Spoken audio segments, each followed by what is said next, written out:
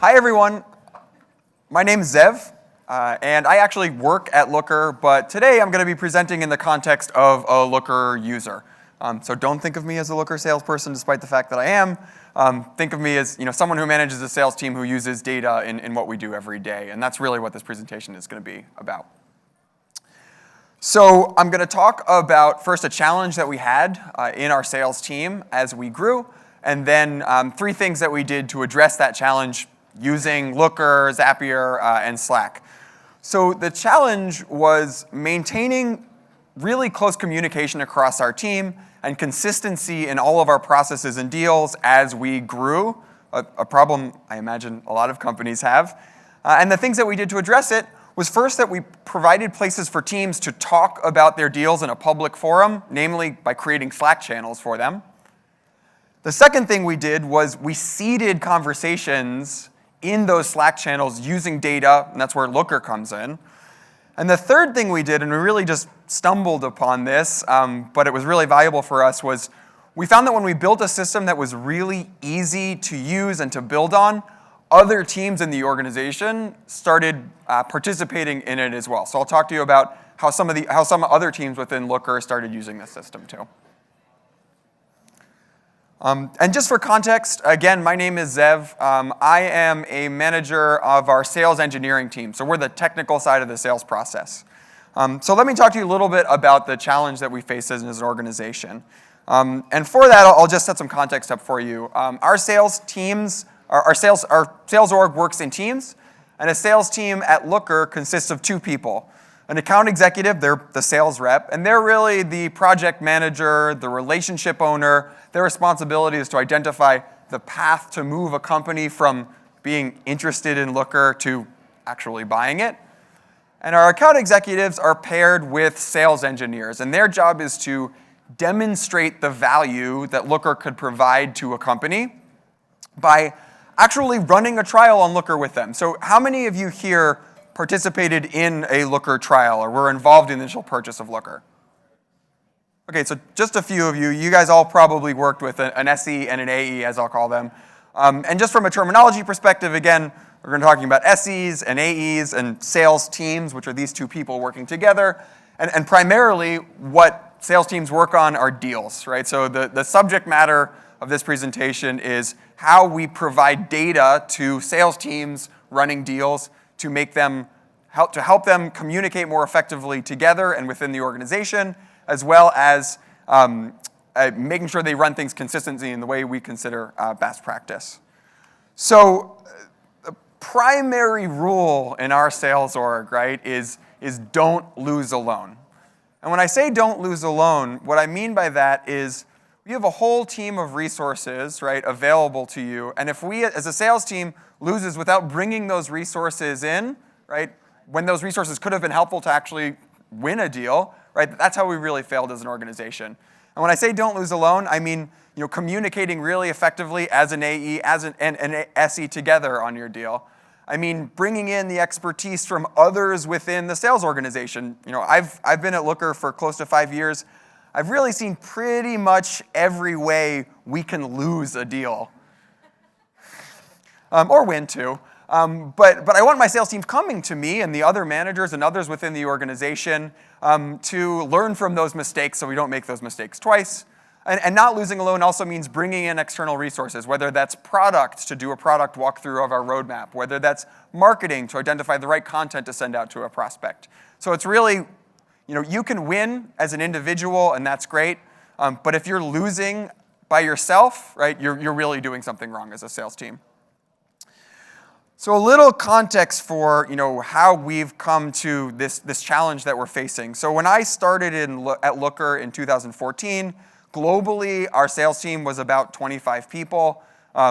Tate, our VP of Sales Engineering, my director Talal is here too, right? And they can really speak to the fact that in the early days, everybody knew what everybody else was doing, so it was really easy to collaborate. Fast forward to today, our sales team globally is in 4 countries, I think, close to 200 people, and it's just harder to communicate. It's harder to know what other people are doing. It's harder to learn from other people's experiences. even as a manager of a team, it's hard for me to know exactly what each of my SEs and their corresponding AEs are actually working on. So communication and collaboration, right, has gotten more and more difficult as we've scaled. And that's kind of the fundamental problem that we sought to solve as we started building this system in early 2017.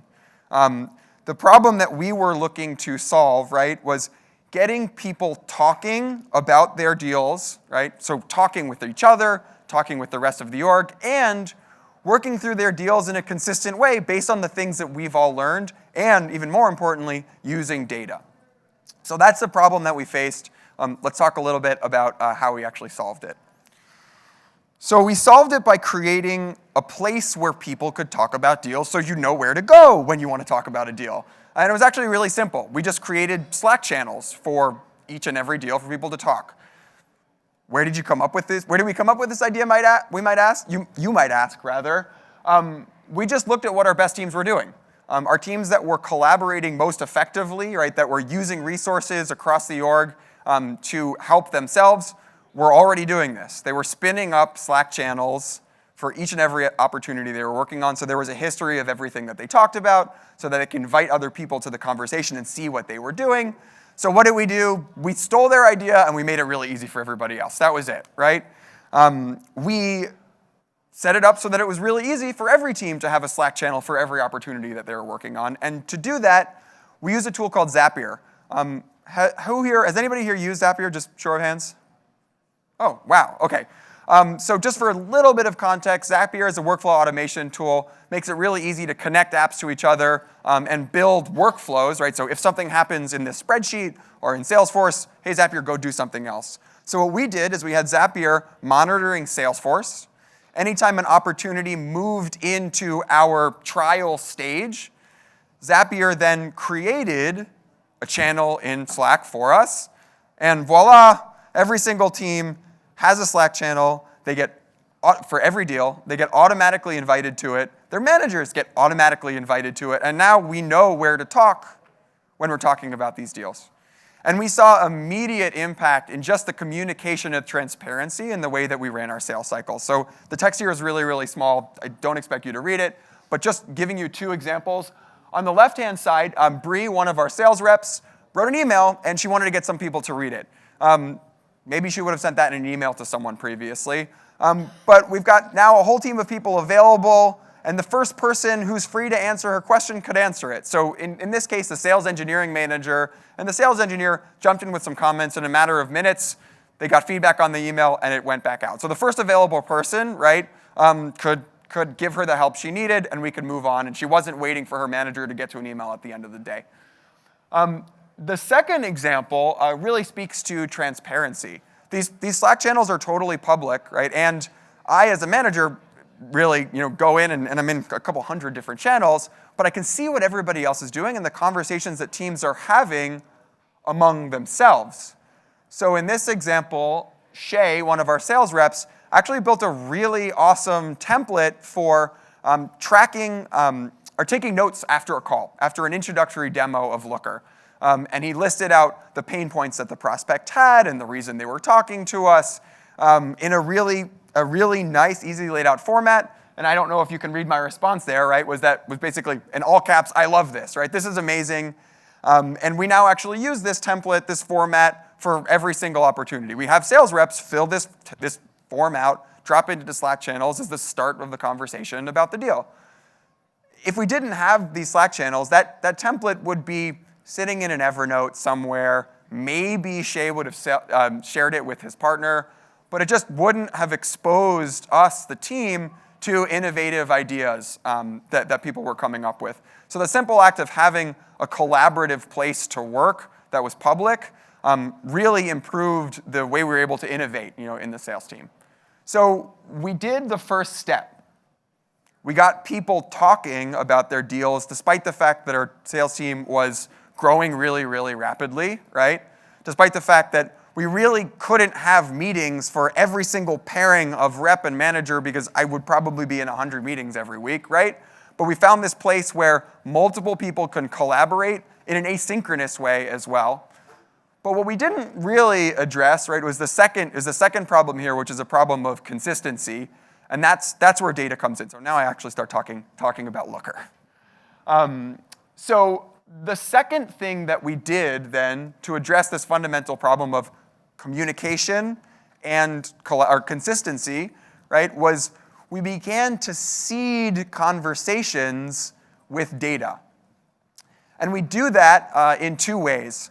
The first way we do that is by providing scheduled updates from Looker of data into these Slack channels. So every Monday morning, we send a whole bunch of data into the Slack channels, into every single one. We've got a couple hundred channels going on at any given point in time.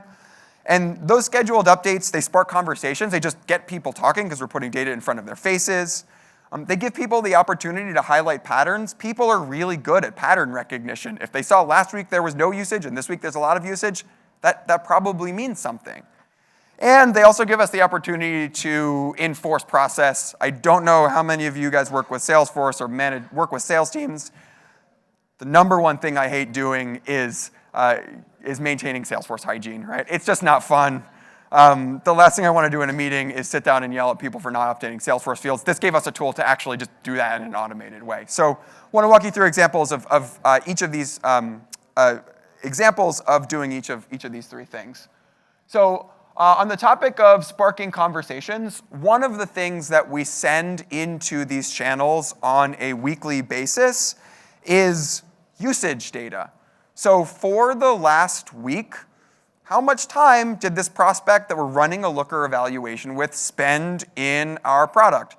Relatively simple piece of information, right? Number of minutes, number of users, and what I really love about this, right, is putting this data in a place where people can talk about it makes people want to talk about it. Even the subject matter of this conversation really doesn't even matter all that much, but everybody is aware of it, right? And when people start talking about it, they internalize it, and then they actually use it to influence the things that they're going to do.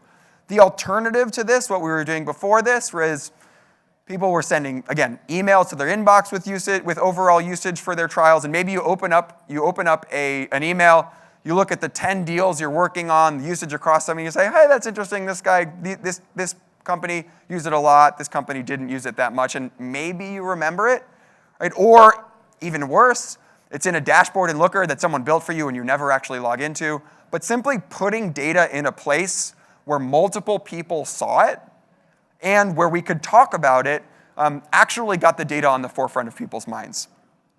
So this was one piece of information that we send into these channels.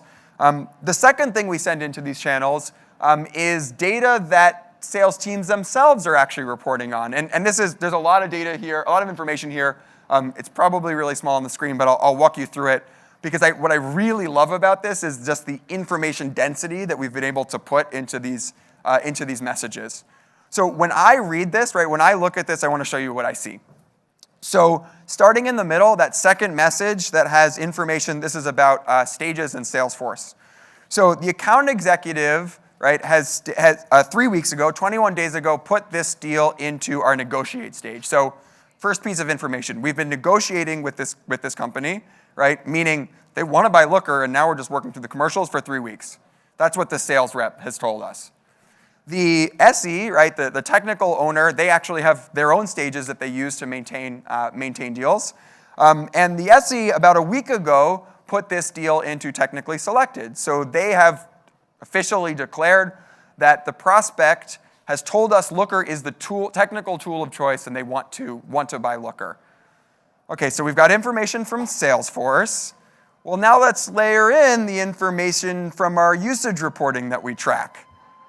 We've been negotiating with them for 3 weeks, but over the course of the last week, 8 people have been in Looker, and they've spent a collective 500 minutes in the tool.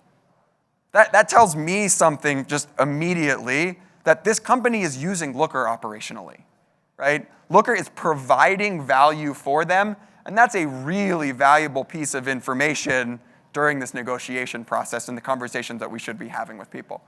And what I really want to note here, right, is the data that we're putting into these channels is really simple. We're not building some sort of predictive algorithm to tell people, okay, if the data looks this way, this is what people should do, right? We're simply putting simple, poignant pieces of information in front of people. We're putting it in front of multiple people so there's transparency, right? So that people keep each other to task, right? I jump into these channels every Monday morning when these alerts come up, and I say, hey guys, I see a pattern. Are you planning to do anything about this? It's really easy, right? And we have a place to talk about it. So it makes it really easy to highlight these patterns. And the third thing that we do with respect to these, again, scheduled updates is the piece I mentioned earlier, which is keeping people updating Salesforce regularly. So on a Monday morning, the update that went into this channel was that we've been in Qualify, which is just like the very earliest sales stage. We're figuring out whether there's an opportunity or not here for like over 100 days.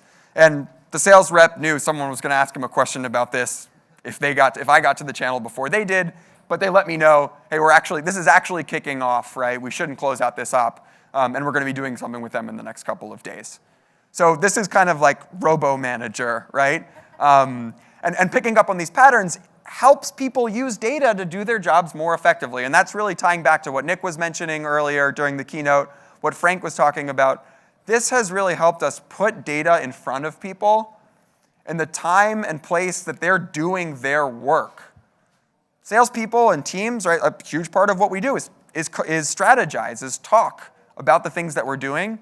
And if we can put data into the place where people are already talking, i.e. the place where people are already doing their work, we've been really able to influence the way that they run their business. Because we really do think of a sales team as running a business together where the account executive is the CEO and the sales engineer is the CTO, and it's their responsibility to figure out how they're going to actually go and close business together. The one thing I'd also note here, just a quick plug for another tool that we use in this process, a tool called Troops. Anybody familiar with Troops? Okay, a couple of you guys. Troops is a tool that lets you manage Salesforce records or edit Salesforce records and do a whole bunch of other Salesforce stuff directly within Slack. One thing that we thought a lot about in building out this whole system was making it as easy as possible. So we invite people automatically to the channels, right? They don't have to actively join them. And with Troops, when someone sees a piece of information that needs to be changed, they can edit the Salesforce field right within Slack. They don't have to go back into Salesforce to actually make that change. So lowering the bar of effort to actually do these things that we believe to be best practice has been a huge part of putting together this whole system. So those are the updates that we send, again, from Looker to Zapier into these Slack channels. The second way that we're sending data into conversations people are having about deals is via alerts. And the distinction there, right, is alerts are messages that you only get when there's something you should do versus the scheduled updates, where updates that everybody gets on some sort of regular cadence. And alerts have been really effective for us to guide people to taking really prescriptive action, right? Or at least some sort of action when events occur or when the data shows a pattern that we know means they should be doing something, right? And what they've also done is ensured accountability because multiple people looking at an alert means someone's going to see it, and even if they're not responsible for acting on it, they can go get the person who's responsible for acting on it. So just putting it in your email, it's really easy to ignore. But when 4 or 6 people see that alert, somebody's going to go make sure that it actually gets done. So a couple of examples of how we use that. The first example of it is alerting for when prospects use chat support. So during these evaluations, these trials that we run of Looker, anytime a prospect talks to our chat support team, we let the sales team know. The data that our chat support data is stored, we use Zendesk as our ticketing system.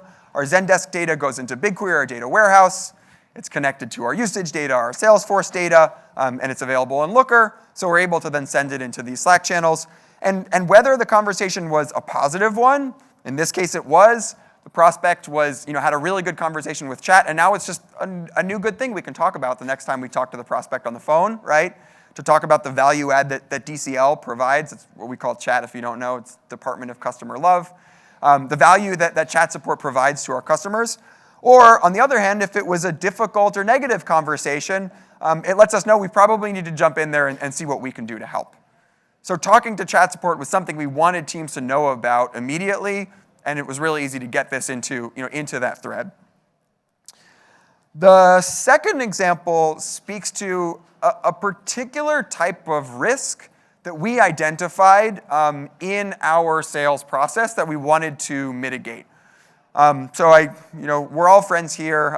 Most of you have used Looker. There are a couple prospects in the audience. But you guys probably know LookML does take a little bit of time to learn, right? It's new for most people. It's probably not a shocker for any of you guys. And one thing we found during sales cycles is one way things can go wrong really early on in a Looker sales cycle was someone spun up Looker, connected it to their database, and before waiting for us to have a meeting with them, they jumped in and tried to build their model, and they got lost, and they had this initial kind of negative, painful experience with Looker because they just hadn't used the resources, whether it be watching a video, reading through our docs, or having a conversation with us, which is what we tell them to do before they jump in there, and really starting the whole evaluation off on a bad foot. And that was a particular pattern that we wanted to make sure we avoided. So we realized we were able to pick up on the risk of this happening by simply identifying when a prospect first connected to their database. So within an hour of a customer connecting, or prospect, connecting their trial Looker environment to their database, that event data, again, making it into our data warehouse, getting into Looker, pushing into a Slack channel. Within an hour of that action, them taking that action within Looker itself, the sales team is made aware of it. And in this example, the sales team got the alert.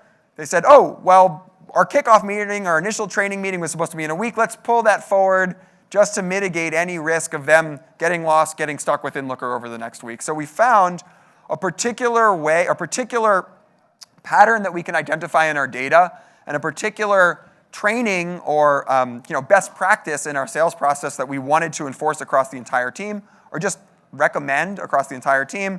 And we're able to really easily build that and get people aware of what was going on.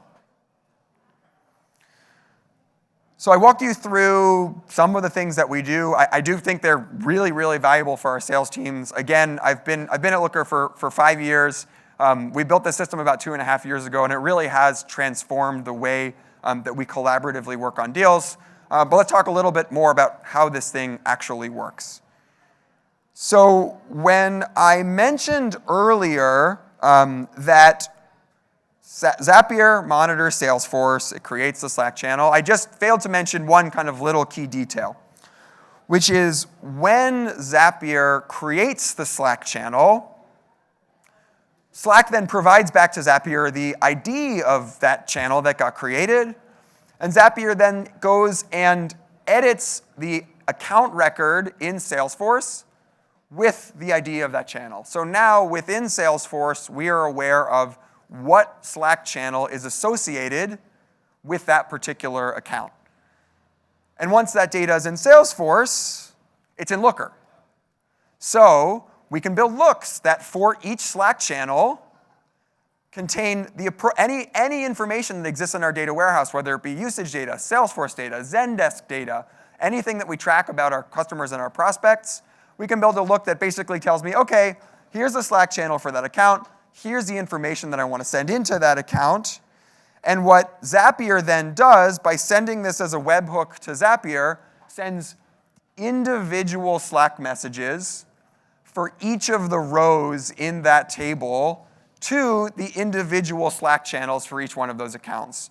So the system that we have running today has created close to 2,000 channels, and every week we're sending out close to 1,000 specific Slack messages on a totally automated basis into these Slack channels from Looker and Zapier. Just a note on how easy it was to build this. My title is sales engineer. I'm not an engineer. I'm a data guy. I'm pretty good at SQL, but I am not a software developer in any way, shape, or form. This whole process was created using a GUI, using the GUIs in Looker and in Zapier. The initial process that we built in early 2017 for just creating the Slack channels, that whole process took about a half an hour to set up, and it's been running for 2.5 years with literally no maintenance. Creating a new one of these alerts that we want to push into a Slack channel simply is a matter of creating a look with the data that we have for the Slack channels, easily available in Looker, sending it to Zapier, and in 2 or 3 steps, it then setting up the iteration so it can send it in each one of these channels.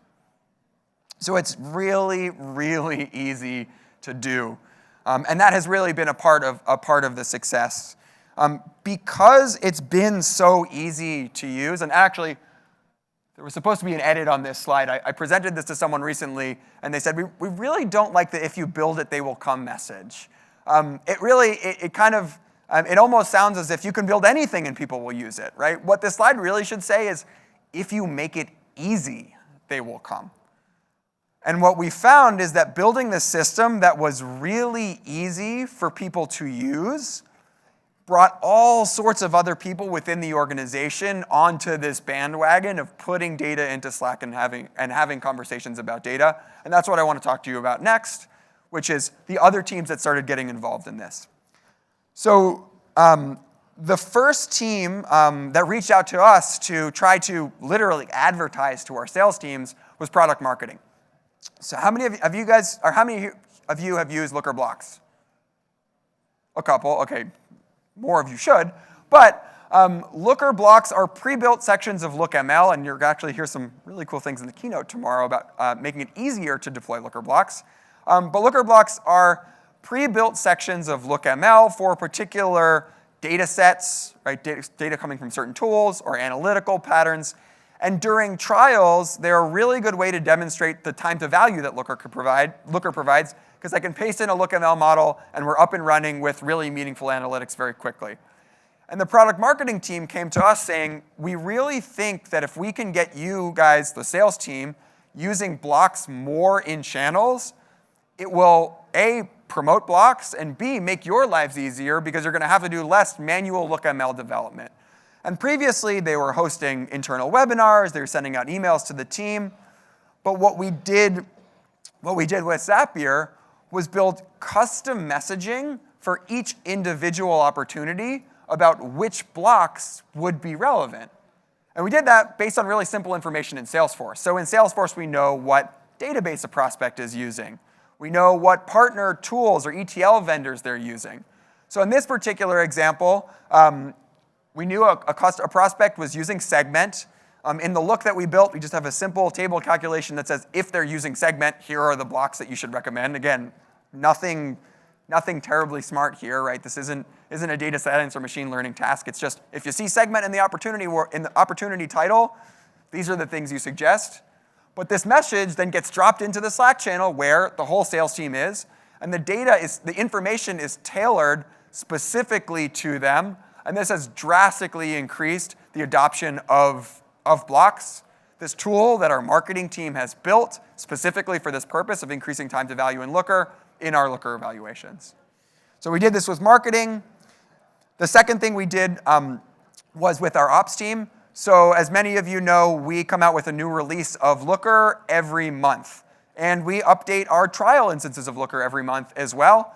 But there are certain scenarios where an update might not be a good idea.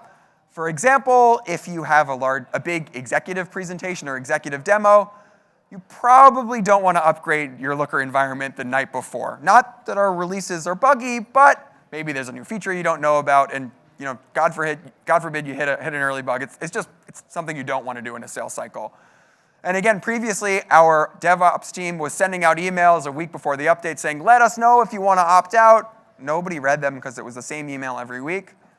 But because the data about when we were doing those upgrades was already in Looker, it was really easy to send a message to the team 48 hours before that prospect's Looker environment was going to be upgraded. And if this message got dropped in the middle of a conversation about an executive presentation they were having in 2 days, you know that someone on the sales team is going to say, whoa, we probably shouldn't do this. Let's reach out to ops and have them delay the deployment for this individual instance. So what I want to highlight about this example and the prior one from the marketing team is these aren't really data problems or data needs, right? They were communication problems with, or challenges or needs, right, with the marketing team being able to effectively talk to sales, and the DevOps team being able to effectively talk to sales, our field teams. But because the data lived in Looker, we were able to solve a communication problem with a data solution. And I think this is really key to why this has been successful for us. We didn't think about this as an analytics problem. We thought about this in the lens of, we're running a team, we want this team to be effective. What are the things and what are the strategies and what are the workflows that we know make these teams effective? And let's just make those workflows, those best practices, as easy as possible and see if we can use data to solve those, to solve those issues and get people doing it. And that was the mindset going through this all along. And that's really what has made it explode from other teams. Teams are coming to us, right, saying, hey, how do we get into your Slack channels? Because we want to tell the sales teams things. And this has begun to expand later into the customer life cycle as well. Our customer success team has begun to use these Slack channels once you guys become customers, right, to bring multiple people together when data suggests we should do something as a team for an individual customer. So support escalations, right? Again, the data exists in Looker, so we can send that ticket into the channel, and we immediately have a place for everybody to talk about that problem that the customer is having. Health score updates to let customer success teams know which customers might need a little bit of extra love.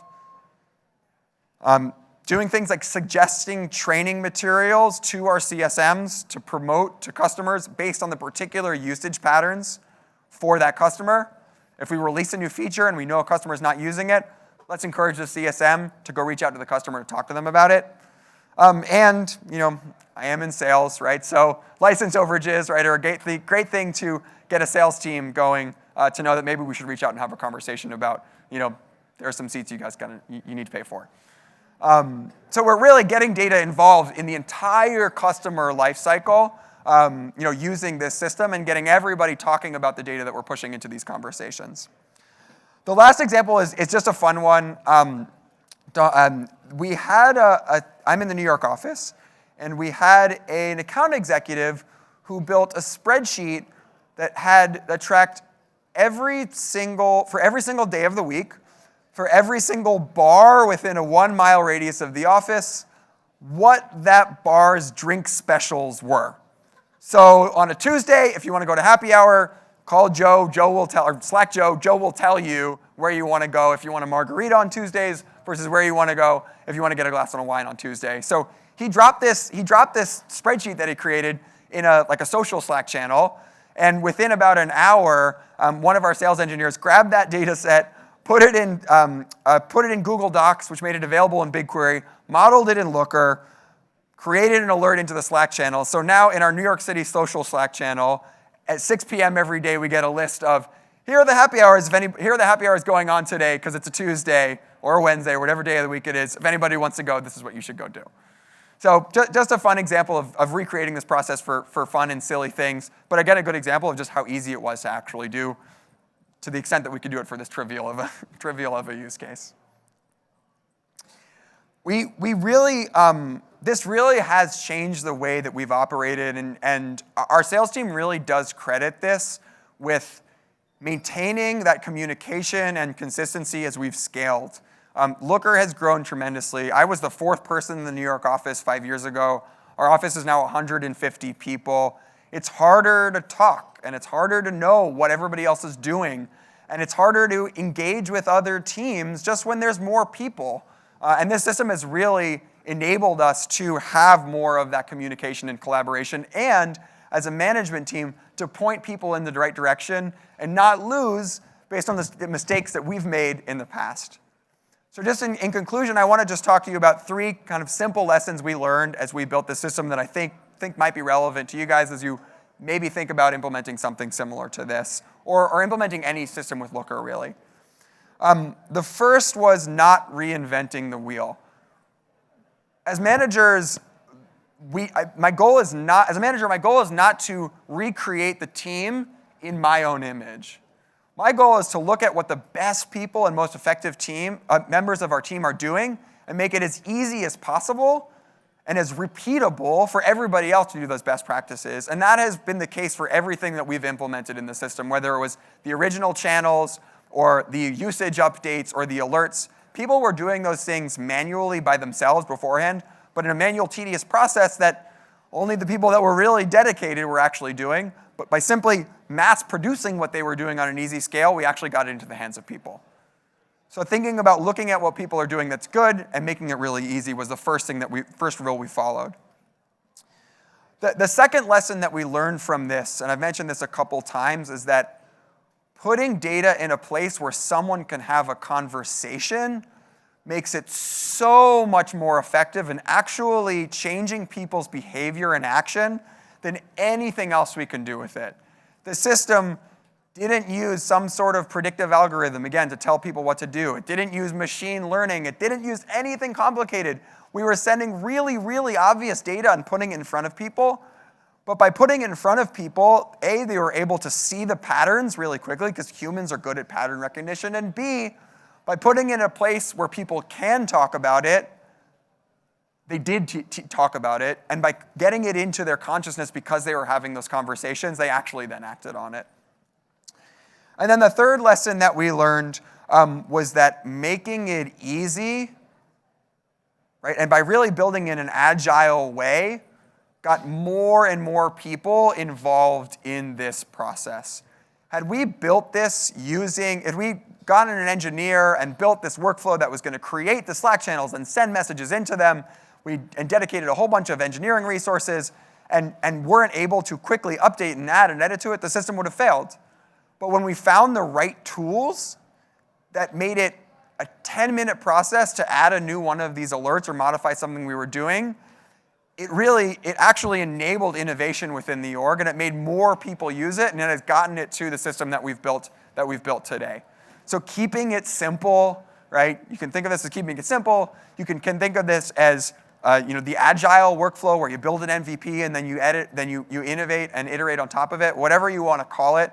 This idea of starting simple with a good idea and getting it out in the field and testing it has really been critical for us in making this whole process effective. So that's everything that I wanted to talk to you guys about. I hope this was interesting, and I'm really interested to hear what questions you have. Thank you.